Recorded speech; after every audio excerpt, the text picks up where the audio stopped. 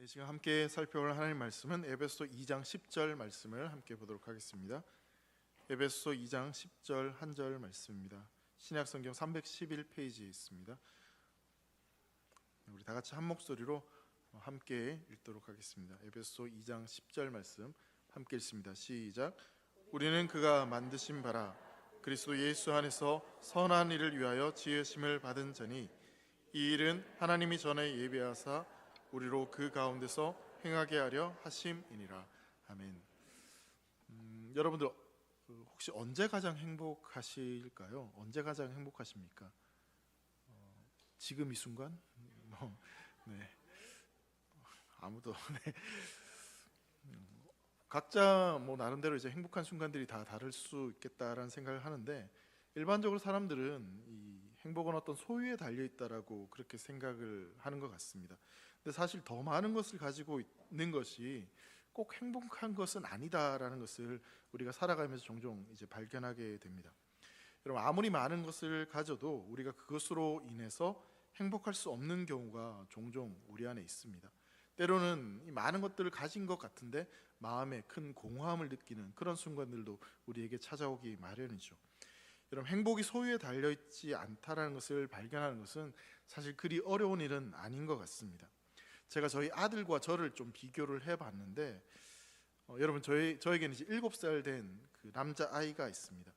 여러분, 7살 된 저희 아들과 저를 비교해 보면 누가 돈을 많이 가지고 있을까요?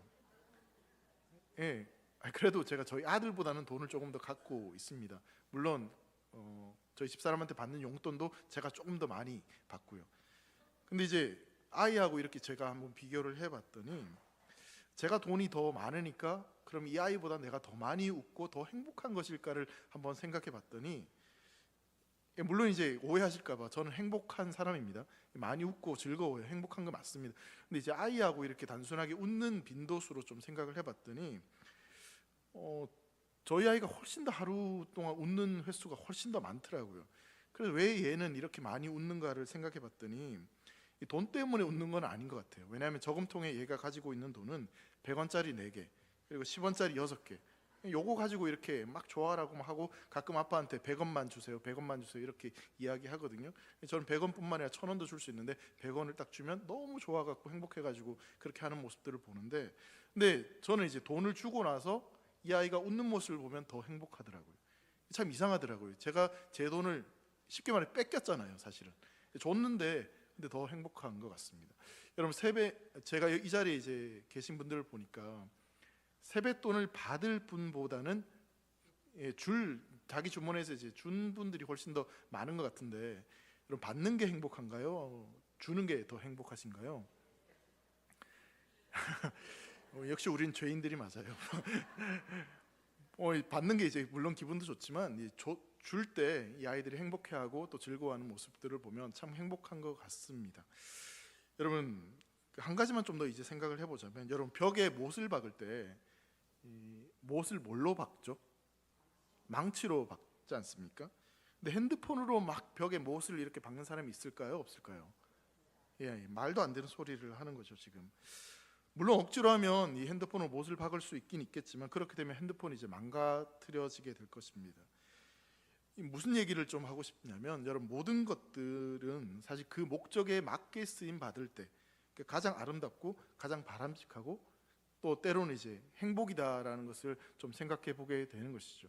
그러니까 단순히 어떤 물질이 많아서 행복한 게 아니라 그 쓰임새에 가장 적당하게 적절하게 쓰임 받을 때, 쓰여졌을 때 그때 가장 행복한 것이 아닌가라는 것을 생각해 보게 되는 것입니다.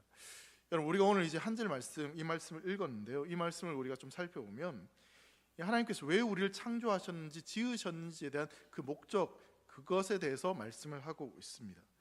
하나님께서 우리를 창조하셨는데 거기에는 이유와 목적이 있다라고 말씀을 하고 있는 거죠. 에베소 2장 10절 말씀을 우리가 다시 한 번 더 읽어봤으면 좋겠습니다. 같이 읽습니다. 시작. 우리는 그가 만드신 바라 그리스도 예수 안에서 선한 일을 위하여 지으심을 받은 자니 이 일은 하나님이 전에 예비하사 우리로 그 가운데서 행하게 하려 하심이라. 여기 말씀을 보시면 우리는 누가 만드신 바라라고 말씀하고 있냐면 그가 만드신 바라라고 말씀하고 있죠. 즉 하나님께서 우리를 만드셨다라고 말씀을 하고 있고요. 그러니까 헬라어 원어로 이 말씀을 보면 포이에마라는 단어가 여기 사용되어졌습니다. 이 한국말로 번역하면 걸작품, 명작품 뭐 이런 식으로 해석이 될 것 같습니다. 여러분, 이 표현 자체는 어떤 예술적인 용어다라고 볼 수 있습니다. 그러니까 최고의 예술가이신 그 하나님께서 만드신 최고의 걸작품이 있는데 그것이 바로 우리다라는 것을 말씀하고 있는 것이죠. 여러분, 혹시 하나님께서 만드신 최고의 걸작품을 한번 보기를 원하십니까? 보고 싶으세요? 왜 이렇게 반응이 뜨뜻미 지금? 보고 싶으시면 좌우 앞뒤를 한번 보세요. 그 사람이 바로 하나님께서 만드신 최고의 걸작품입니다. 네. 그러니까 옆에를 보시면 뭐 그렇게 보여도 이 사람이 하나님 만드신 최고의 걸작품이다. 여러분 앞을 계속 지금 쳐다보고 계신데 하나님의 최고의 걸작품이 이렇게 앞에 있는 것이다라고 이해하시면 될 것 같습니다. 감사합니다. 저도 이제 여러분들 하나님의 최고의 걸작품들 지금 이렇게 보고 있는 것이죠. 여러분, 우리가 흔히 예술가가 어떤 심려를 담아서 어떤 작품을 만들 때 그 작품에 그의 혼을 담았다라는 표현을 씁니다. 하나님의 작품이란 말은 말 그대로 하나님께서 모든 것을 다 쏟아 부으셔서 만든 작품이 있는데 바로 그분의 형상을 따라서 만들어진 저와 여러분들이 그렇게 만들어진 하나님의 걸작품, 최고의 작품이다라고 말씀을 하고 있는 것이죠. 여러분, 우리 인간 안에는 하나님의 형상이 있습니다.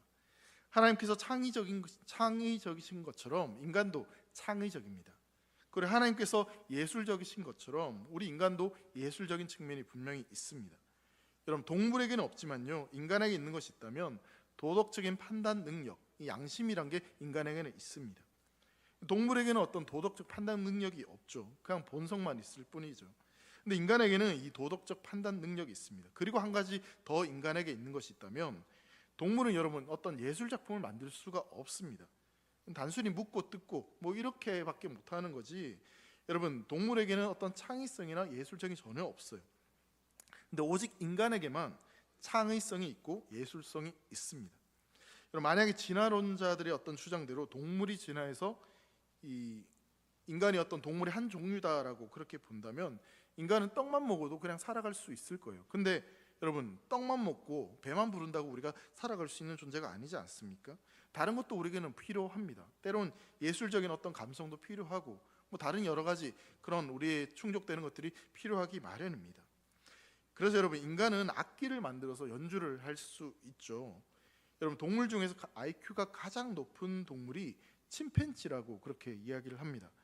그래서 침팬지 IQ가 보통 110 정도 뭐 그렇게 된다라고 이야기를 해요.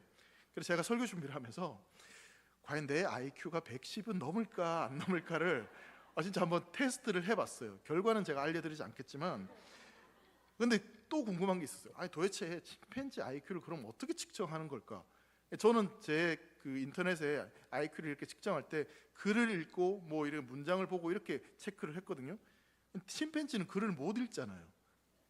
그렇지 않습니까? 근데 어떻게 도대체 이 IQ를 측정했는지 좀 궁금하긴 하고, 그래서 그렇게 측정한 IQ가 정말 정확한 건가라는 생각이 들지만, 근데 일반적으로 이제 동물들 가운데는 침팬지가 IQ가 가장 높다라고 이야기합니다. 어쨌든 여러분, 사람과 제일 비슷한 동물이 침팬지라고 그렇게 이야기를 하는데, 그럼 침팬지가 피아노 곡을 막 이렇게 연주하는 것을 혹시 여러분 들어보신 적이 있으십니까? 예? 바이올린 혹시 연주한 거 보신 적 있으세요? 저는 한 번도 본 적이 없습니다. 여러분, 침팬지가 아무리 똑똑하다고 해도 두들길 수는 있겠죠. 이렇게 칠 수는 있겠지만 진짜 뭐 쇼팽이나 모차르트의 곡들을 연주하는 그런 모습들은 한 번도 본 적이 없어요. 여러분, 동물이 아무리 똑똑해도 사람처럼 그런 어떤 예술적인 감성을 가지고 연주를 하기는 불가능하다라는 것입니다. 왜냐하면 이 동물 안에는 하나님의 형상, 이 창의성과 예술성이 없기 때문에 그렇습니다. 여러분, 인간은요 동물의 한 종류가 결코 아닙니다. 인간과 동물의 차이는 진짜 하늘과 땅의 차이가 맞습니다. 그러니까 하나님께서 인간에게만 그분의 형상을 주셨기 때문입니다. 그렇기에 인간은 하나님께서 만드신 최고의 걸작품인 줄 여러분 믿으시기 바랍니다. 여러분, 이렇게 하나님께서 만드신 이 걸작품, 우리 인간은요 하나님께서 만드신 목적이 있다라고 분명히 오늘 성경 말씀하고 있죠. 오늘 본문에 보면 그 목적이 뭐라고 기록되어 있냐면 2장 10절 말씀 보시면요, 하나님께서 선한 일을 위해서 인간을 만드셨다라고 분명히 말씀하고 있습니다. 그냥 우리를 만드신 게 아니라 우리를 만드신 이유가 있는데, 그것이 바로 뭐냐면 선한 일을 하게 하기 위해서 우리를 만드셨다라고 말씀하고 있습니다. 그러니까 하나님께서 뭔가 심심하니까 흙이 막 널려 있고 뭐 너무 많으니까 그래서 그냥 한번 만들어 보자 해서 그렇게 만들어진 존재가 아니라 분명한 목적을 두고 우리를 지으셨다라고 성경은 말씀하고 있는 것입니다. 바로 선한 일을 위해서 우리를 지으셨다라고 말씀을 하고 있는 것이죠. 자, 그렇다면 여러분, 하나님께서 인간을 이 선한 일을 하기 위해서 우리를 지으셨다라고 말씀을 하고 있는데, 그다음 반대로 좀 생각해 보면 하나님께서 우리를 지으신 목적에 맞지 않게 살아가는 방법도 있다라는 것을 생각해 보게 됩니다. 세 가지 정도 그런 방법이 있는 것 같은데, 첫 번째로는 그냥 말 그대로 선하게 안 산다면 악하게 사는 것, 그것을 이야기할 수 있겠죠. 악하게 산다는 것은 당연히 하나님께서 지으신 목적에 맞지 않게 사는 것을 이야기할 것입니다. 두 번째로는 악하게 살고 있진 않지만 그렇다고 해서 선하게 살지도 않는 길이 있는 것 같습니다. 그것도 하나님께서 원하시는 길은 분명 아니다라는 생각을 해보게 됩니다. 하나님은 그리스도 예수 안에서 우리에게 선하게 살도록 그렇게 지으셨는데, 악하게 살지는 않지만 그렇다고 선하게도 살지 않는다면 사실은 그것도 이 악한 것과 똑같은 것이다라고 볼 수 있는 것이죠. 세 번째로는 선하게 살긴 살지만 그 선함이 자기의 뜻과 자기의 생각에 옳은 대로 선한 방법대로 살아가는 길이 있을 것 같습니다. 하나님께서 지으신 목적대로 살아가는 게 아니라 자기의 뜻대로 그렇게 선하게 살아가는 것이라면 이건 역시 하나님 보시기에는 선하게 사는 인생이 아니라 악한 인생이다라고 볼 수밖에 없는 것입니다. 여러분, 나는 어떤 것이 선한 것인지 아닌지를 다 알고 뭐가 옳은지 뭐가 그른지 다 알고 있다라고 생각을 하면서 내가 하는 게 다 옳고 내가 하는 게 다 선하다라고 생각을 하고 있다면 여러분, 그건 역시 악한 것이다라고 볼 수 있는 것이죠. 여러분, 우리가 살아온 역사들을 쭉 보면요, 수많은 그런 이 역사 가운데 어려움들이 있었던 이유가 나는 선하고 나는 옳다라고 생각했던 그 사람들의 주장과 그런 것들 때문에 우리가 전쟁도 일어났고 그런 어려운 일들이 참 많이 일어났다는 것을 보게 됩니다. 그러니까 내 마음대로 내 뜻대로 내가 생각하는 대로 선한 대로 살아가는 것이 결코 선한 길이 아니고 오히려 그것이 더 악한 길이다라는 것을 우리가 생각할 필요가 있는 것입니다. 여러분, 하나님께서는요, 우리가 이렇게 악한 삶을 살도록 악하도록 그렇게 살기를 원하시지 않으셨고 또 그렇게 지으신 것도 결코 아닙니다. 또한 하나님은 우리를 자기 생각대로 그렇게 선하게 살도록 지으신 것도 결코 아닙니다. 만일 하나님께서 우리를 자기 생각대로 선하게 살도록 그렇게 처음부터 지으셨다면 여러분, 선악과를 만드실 필요가 없었겠죠. 여러분, 선악과가 뭐라고 우리가 배웠습니까? 이 기준이라고 말하지 않습니까? 하나님은 선과 악을 알게 하는 나무를 만들어 놓고 인간에게 먹지 말라고 그렇게 말씀하셨어요. 그 이유가 뭐냐면 선과 악을 알게 하는 나무를 먹지 말라고 하신 그 이유는 내가 선악의 기준이 아니라 이것을 먹지 말라고 한 이 하나님이 선하다고 한 것이 선한 것이고 그 하나님이 악하다고 한 것이 악한 것이기 때문에 그 기준이 하나님이시다라는 것을 우리에게 분명히 보여주고 있는 겁니다. 그러니까 하나님이 선악의 기준이다라는 것을 잊지 않도록 하기 위해서 그 선악과를 만들어 놓고 그것을 먹지 말라고 하신 것입니다. 근데 우리는 이 하나님만이 선과 악의 분명한 기준이다라는 것을 무시한 채 인간이 그 선악과를 따먹고 자기가 옳은 대로 자기가 생각대로, 그러니까 자기가 선하다라고 생각하고 하는 그 길로 걸어갔던 것입니다. 때로는 우리가 살아가면서 그런 일도 종종 있는 것 같습니다. 우리는 분명히 선한 일을 위해 지음을 받았다라고 그렇게 성경이 말하고 있는데, 근데 그 선한 일조차도 우리가 우상처럼 만들어 버릴 때가 있는 것 같습니다. 무슨 말이냐면 자신의 어떤 선한 행동을 통해서 자기 만족에 빠지는 경우들이 있고 또 그런 어떤 선한 행동을 통해서 다른 사람들보다 내가 좀 더 우월하다 그러면서 나 자신을 좀 증명하려고 하는 그런 도구로 그 선한 일들을 이용하는 경우들이 있다는 겁니다. 그러면서 내가 한 그 선한 행동으로 다른 사람들을 판단하고 정죄하는 일도 우리 안에 있는 것 같습니다. 내가 이렇게 하는데 너는 왜 이걸 하지 못해? 나는 이렇게 선한데 너는 왜 이렇게 악해? 그런 식으로 평가하고 판단하고, 때론 그렇게 되면서 내가 하는 어떤 선한 일들이 우상처럼 이것이 진짜 옳은 것처럼 판단하고 그렇게 살아가는 경우들이 있다라는 것이죠. 근데 여러분, 그렇게 살아갔던 사람들이 바로 그 예수님 당시의 종교 지도자들 바리새인 아니겠습니까? 자기들이 옳은 대로 자기들이 생각하는 대로 그것이 옳고 선한 것이다라고 생각했던 사람들이 바로 바리새인들이었습니다. 그럼 그때 당시 예수님께서 선한 일이 도대체 무엇인지 뭐라고 말씀하셨겠습니까? 마태복음 19장 17절 말씀 보면요, 이렇게 말씀하고 계세요. 한번 같이 읽겠습니다. 시작. 예수께서 이르시되 어찌하여 선한 이를 내게 묻느냐? 선한 이는 오직 한 분이시니라. 내가 생명에 들어가려면 계명들을 지키라. 여러분, 성경이 말하고 있는 어떤 선한 일은 이 선행과 어떤 구제하는 일을 선하다라고 말씀하시는 게 아닙니다. 그럼 성경이 말하는 선한 일은 도대체 뭐냐면 하나님의 일, 하나님의 사역, 하나님의 뜻대로 하는 그것이 선한 일이다라고 말씀하고 있습니다. 왜냐하면 선하신 분은 오직 하나님 한 분이시기 때문에 그분의 말씀대로 사는 것, 그분의 뜻대로 행하는 그것만이 유일하게 선한 것이다라고 말씀을 하고 있는 것이죠. 자, 그러므로 우리가 선한 일을 위해서 창조되었다라는 의미는요, 우리는 하나님의 일, 하나님의 뜻대로, 하나님 말씀대로 살도록 부름을 받았고 창조되었다라는 것을 이야기하는 것입니다. 하나님께서 우리를 통해서 그분의 그 선하신 뜻, 하나님의 뜻을 이루어가기를 간절히 원하셔서 우리를 지으셨고 우리를 부르셨다라는 것입니다. 물론 하나님께서 천사를 통해서 또한 어떤 자연을 통해서 기적을 통해서도 역사하실 수 있지만 하나님은 그분의 형상대로 창조되어진 우리를 통해서 하나님의 그 기쁘신 선한 일들을 이루어가기를 원하신다라는 사실입니다. 소망이 없는 이들에게 소망을 주는 그 일을 바로 저와 여러분들이 하기를 원하신다는 사실입니다.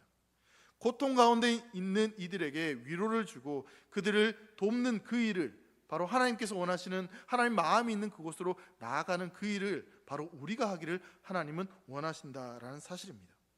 무엇보다도 그리스도의 복음을 알지 못하는 자들에게 이 복음을 통해서 영적인 생명, 그 구원을 주기를 원하시는 그것을 하나님은 우리를 통해서 하기를 원하신다는 사실입니다.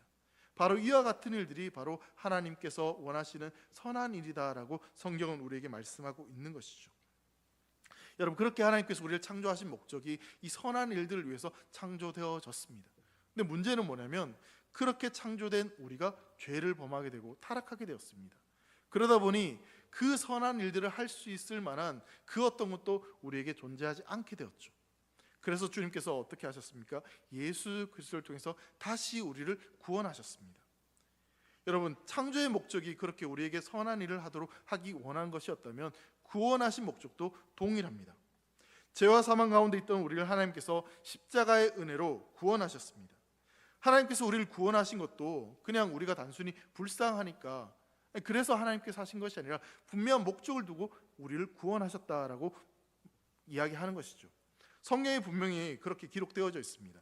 디도서 2장 14절 말씀인데요, 우리를 창조하신 목적 그리고 우리를 구원하신 목적, 이 구원하신 목적이 2장 14절에 나와 있습니다. 한번 같이 읽겠습니다. 시작. 그가 우리를 대신하여 자신을 주심은 모든 불법에서 우리를 속량하시고 우리를 깨끗하게 하사 선한 일을 열심히 하는 자기 백성이 되게 하려 하심이라. 여러분, 여기 말씀해 보시면요, 우리를 구원하신 세 가지 목적이 여기에 나와 있어요. 세 가지로 구분해 볼 수 있는데, 첫 번째가 우리를 속량하기 위해서고요, 두 번째로 우리를 깨끗하게 하기 위해서, 그리고 세 번째가 뭐예요?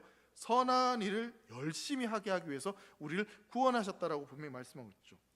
속량했다는 말은요, 하나님께서 우리를 자기의 소유, 그러니까 하나님의 소유로 삼으셨다라는 의미입니다. 우리는 원래 죄의 노예, 이 사탄의 노예였는데 우리를 위해서 예수님께서 십자가를 지심으로 말미암아 우리의 소유권이 이제 더 이상 사탄이 아니라 마귀가 아니라 하나님으로 그 이전되었다라는 것을 이야기하는 거죠. 그러니까 십자가에서 값을 치르고 그 소유권을 다시 사왔다라는 그런 의미를 담고 있습니다. 두 번째로 우리를 깨끗하게 하셨다라고 말씀하고 있죠. 여러분, 선한 일을 하기 위해서는요, 이 선한 사람이 되어야 합니다. 악한 사람이 선한 일을 할 수가 없다라는 거예요.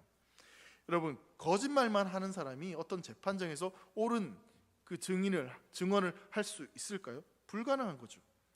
고장난 사람이 다른 고장난 사람을 고칠 수가 없고 병든 사람이 다른 사람을 도와줄 수 없는 것처럼, 여러분, 회복된 사람만이, 그렇게 새로운 생명을 얻은만이, 새로운 존재가 된 사람만이 그렇게 선한 일을 할 수 있기 때문에, 그래서 우리를 깨끗하게 하셨다라고 말씀을 하고 있습니다. 그러면서 여러분, 우리가 어떻게 깨끗할 수 있을까를 성경이 말하고 있는 부분이 있는데, 시편 119편 9절 말씀 보면요, 이렇게 말씀하고 있어요. 청년이 무엇으로 그의 행실을 깨끗하게 하리까? 주의 말씀만 지킬 따름이니이다. 여러분, 청년이 무엇을 통해서 깨끗할 수 있다고 말하고 있습니까? 주의 말씀만요. 그러니까 말씀을 지킬 때, 말씀을 따를 때만 그 사람이 깨끗해질 수 있다라고 분명히 말씀하고 있습니다. 그러니까 선하게 되는 것, 어떤 거룩하게 되는 것, 우리가 그렇게 되는 것의 핵심은 뭐냐면 바로 그 말씀에 대한 순종, 그 말씀을 따라갈 때 우리가 그런 존재가 될 수 있다라고 말씀하고 있는 겁니다. 세 번째로 이 말씀을 보면 하나님께서 우리를 구원하신 이유를 이렇게 말씀하고 있죠. 선한 일을 열심히 하게 하기 위해서. 그래서 우리를 구원하셨다. 타락한 우리에게 새 생명을 주셨다라고 말씀하고 있습니다. 여러분 보세요. 우리를 창조하신 목적도 바로 하나님의 선한 일을 하기 위해서 우리를 창조하신 겁니다.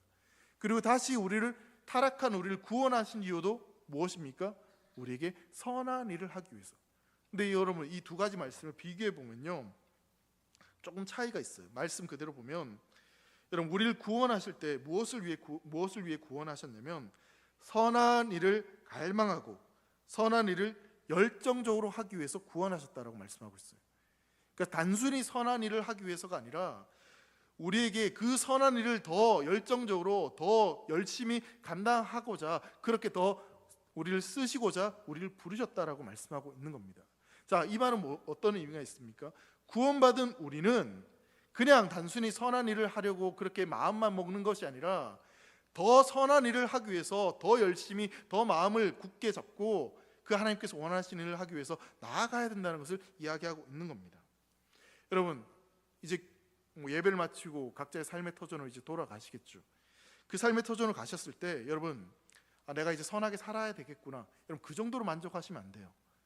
말씀 그대로 제가 정말 구원받은 하나님의 자녀라면 진짜 이 자리에서, 이곳에서, 내가 서 있는 그 자리에서 선한 일을 더 찾고 구하고 갈망하고 더 바라보고, 그래서 정말 하나님이 기뻐하시는 것이 무엇인지를 갈망하는 그런 삶으로 나아가야 된다는 것을 이야기하고 있는 것입니다.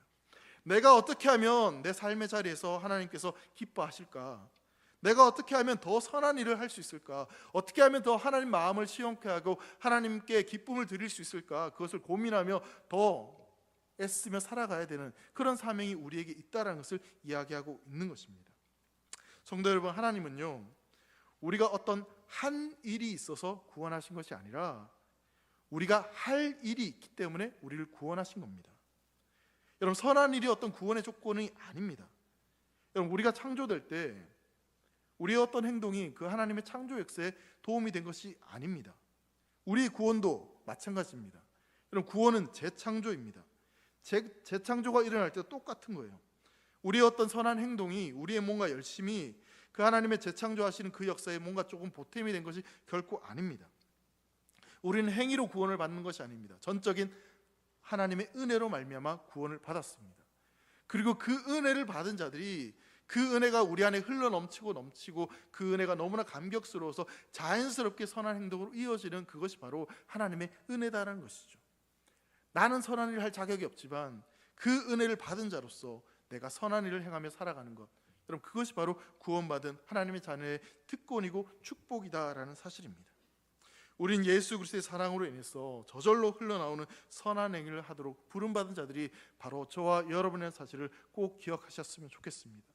여러분, 내가 정말 하나님의 자녀로 구원받은 자녀다, 그리고 전적인 은혜로 말미암아 구원받았다는 사실을 여러분 잊지 마시기를 바랍니다. 여러분, 그래서요 우리 신분이 이렇게 변화되었다라고 말씀하고 있죠. 에베소 5장 8절부터 10절까지 말씀을 보면요 이렇게 말씀하고 있습니다. 우리 한번 같이 읽도록 하겠습니다. 시작. 너희가 전에는 어둠이더니 이제는 주 안에서 빛이라. 빛의 자녀들처럼 행하라. 빛의 열매는 모든 착함과 의로움과 진실함에 있느니라. 주를 기쁘시게 할 것이 무엇인가 시험하여 보라. 그렇게 구원받은 우리의 정체성에 대해서 분명하게 이렇게 말씀하고 있습니다. 너희가 전에는 어둠이었지만 이제는 주 안에서 빛이다라고 말씀하고 있습니다. 그리고 빛의 열매는 착함과 의로움과 진실함에 있다라고 말씀하고 있죠. 선한 일, 하나님의 일이 곧 빛의 열매다라고 말씀을 하고 있습니다. 여러분, 이 일을 하기 위해서, 이 일에 우리가 헌신하기 위해서 우리가 해야 될 일이 한 가지 있음을 이 말씀은 우리에게 이야기하고 있습니다. 주를 기쁘시게 할 것이 무엇인지 시험하여 보라는 것입니다. 주님을 어떻게 기쁘시게 할 것인지를 시험해 보라라고 말씀하고 있는데, 여러분 여기서 시험하다라는 이 말은요 어떤 테스트를 하는 것이 아니라 분별하는 것을 의미하는 말씀입니다. 그러니까 어떻게 하면 하나님께서 기뻐하실지, 어떻게 하면 하나님께서 미소를 지으실 수 있을 것인지를 분별하는 삶을 살 것을 우리에게 말씀하고 있습니다. 거룩한 열정을 가지고 어떻게 하면 하나님께 웃음을 들을 수 있는지, 하나님께 기쁨이 되는지를 분별하며 살아갈 것에 대해서 말씀을 하고 있습니다. 여러분, 이 말은요, 교회 안에서만 그렇게 하라는 것이 아니라 교회 밖에서도 동일하게 어떻게 하면 하나님께 기쁨이 될 수 있는지를 분별하며 그렇게 살 것에 대해서 우리에게 말씀하고 있습니다. 때로는 이 성도님들이 그런 질문들을 하실 때가 있어요. 하나님의 뜻이 모르겠다고, 어떻게 분별해야 될지 모르겠다라고 말씀하시는데요, 저도 정확히 말씀드리면 때로는 모를 때가 있어요. 뭐가 하나님의 뜻인지 모를 때가 있어요. 예전에 그런 말씀 드렸죠. 저한테 집을 언제 사야 되는지 뭐 이런 거 막 물어보시지 말라고 제가 분명히 말씀드렸어요. 주식을 뭘 사야 되는지 어떻게 해야 되는지. 저보다 여러분들이 훨씬 더 잘 아세요. 그런 건 저는 모르는 사람이에요. 여러분, 하나님의 뜻도 저는 동일하다고 생각해요. 각자에게 주신 하나님의 뜻이 있다고 믿습니다. 그리고 각자에게 주신 하나님의 말씀이 있다고 믿습니다. 여러분, 우리의 양심으로요, 뭐가 하나님이 기뻐하실지 여러분 판단하실 수 있어요. 어떻게 살면 하나님께 기뻐하실지 여러분 아실 수 있어요. 그러면요, 여러분, 그 길을 선택하십시오. 그게 우리에게 주어진 자유입니다. 하나님이 정말 어떻게 하면 나를 통해서 기뻐하실지, 정말 하나님께서 어떻게 하기를 원하시는지를 여러분 분별하며 살아갈 수 있으면 좋겠습니다. 여러분, 집을 지을 때는요, 설계도대로 지어야지만 집이 안전할 수 있습니다. 하물며 우리 인생은 말할 것도 없겠죠. 사람은 하나님이 지으신 목적에 따라 살 때만 가장 아름답고 가장 행복한 삶을 살아갈 수 있습니다. 하나님께서 우리를 창조하신 목적이 무엇입니까? 선한 일을 하기 위해서 우리를 창조하셨습니다. 우리를 구원하신 목적은 무엇입니까? 그 선한 일에 더 열정적으로, 그 일에 더 열심을 가지고 살아가도록 우리를 구원하신 것입니다. 근데 여러분, 그 일을 하는 것이 결코 쉽지 않습니다. 근데 우리에게 더 놀랍고 축복이 되는 말씀은 뭐냐면, 그 모든 일들을 하나님께서 예비하셨다라고 말씀하고 있어요. 10절 뒷부분에 오시면, 이 일은 하나님이 전에 예비하사 우리로 그 가운데서 행하게 하려 하심이니라 라고 말씀하면서 하나님이 미리 정하셨다라고 말씀하고 있습니다. 여러분, 이 말은 뭐냐면요, 하나님은 그 정하신 일을 반드시 이루시고 그것을 멈추지 않으신다는 겁니다. 그러니까 우리가 그렇게 선한 일을 감당하고자 애쓰고 노력하는 그 삶을 하나님은 모른 체 하시는 것이 아니라 그것이 완성되도록, 그 선함이 완성되도록 우리와 함께 하시고 그것을 결국 이루신다라고 말씀하고 있는 것이죠. 그래서 갈라디아서 6장 9절 말씀 보면 이렇게 말씀하고 있어요. 한번 같이 읽겠습니다. 갈라디아서 6장 9절 말씀, 시작. 우리가 선을 행하되 낙심하지 말지니 포기하지 아니하면 때가 이름에 거두리라. 여러분, 선한 일을 행할 때 낙심할 일이 생깁니다. 포기하고 싶은 때가 생깁니다.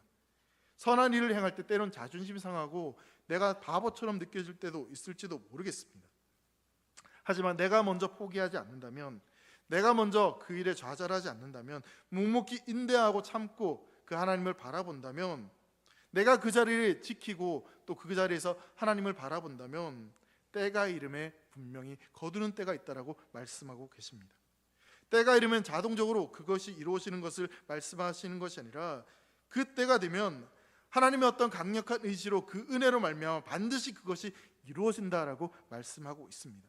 하나님이 반드시 그렇게 이루신다라고 우리에게 말씀하고 계시는 것입니다. 여러분, 선한 일을 하는 데 있어서요, 낙심하지 마십시오. 과연 이 일을 통해서 어떤 일이 벌어질 수 있을지, 어떤 열매가 맺어질지 여러분 걱정하지 마십시오.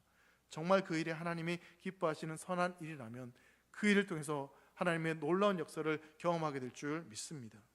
우리 안에 착한 일을 시작하시는 이는 바로 하나님이십니다. 중요한 것은 하나님의 열심입니다. 하나님이 쉬지 않고 우리의 삶에 일하시기에 우리는 그 선함을 이루고 하나님의 뜻을 이루는 존재로 살아갈 수 있다라는 사실입니다. 우리를 변화시키고 하나님의 위대한 걸작품으로 부르시고 그렇게 만들어 가시는 분이 바로 하나님이십니다. 하나님께서 여러분들에게 어떠한 일을 행하실지, 어떤 선한 일들을 펼쳐 가실지를 기대하시면서 이번 한 주간도 그 하나님 앞에 시선을 고정하고 하나님을 바라보며 내 인생 가운데, 내 삶 가운데 역사하실 그 하나님의 선하심들을 바라보며 그렇게 순종하는 사랑하는 되기를 모든 성도 되시기를 주의 이름으로 축원합니다. 기도하겠습니다.